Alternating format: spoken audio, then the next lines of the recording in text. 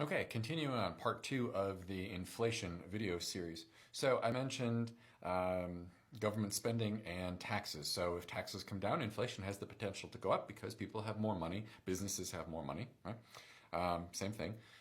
So the 2017 tax cut arguably has exacerbated some of this. But then there's also fiscal policy, right? And fiscal policy is what the government spends. And there's argument that unemployment, for example, which we had unemployment hit massive rates, right? 15, 16% during COVID.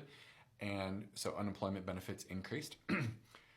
But GDP for the United States actually fell. And so even though the government was putting more money out, there was overall less money being spent. And so that gets into it can be called an economic multiplier is one term. Another one is the velocity of money. So how quickly do we spend money? And so here's an example of velocity of money that might kind of help when we talk inflation and money supply. Over the last year and a half of COVID, there has been a shortage of coins. If you've gone to a drive-through, they might have said that change is difficult. Well, we haven't reduced the number of coins that we have in the system. Right? It's not all of a sudden that the federal government and the mint is taking coins out.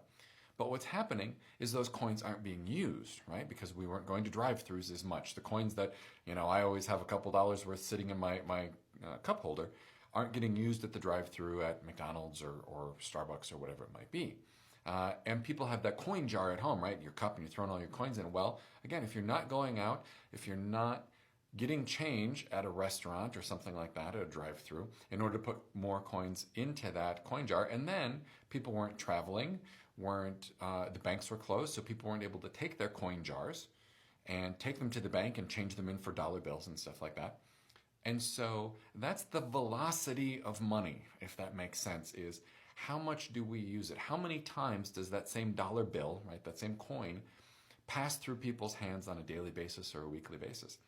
Well, that all slowed down. So that's how the combination of the amount of money actually in the system and the speed of money control inflation, control how much money we have access to.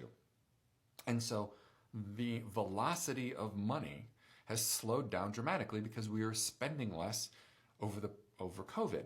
So there are, again, a lot of factors. So I'm going to hit COVID and talk COVID and inflation and the supply shock, because supply shocks are one of those things that can absolutely affect, in particular, cost push. But I think we're seeing a demand pull as well associated with it. So we're going to talk COVID, supply, and demand in the next video.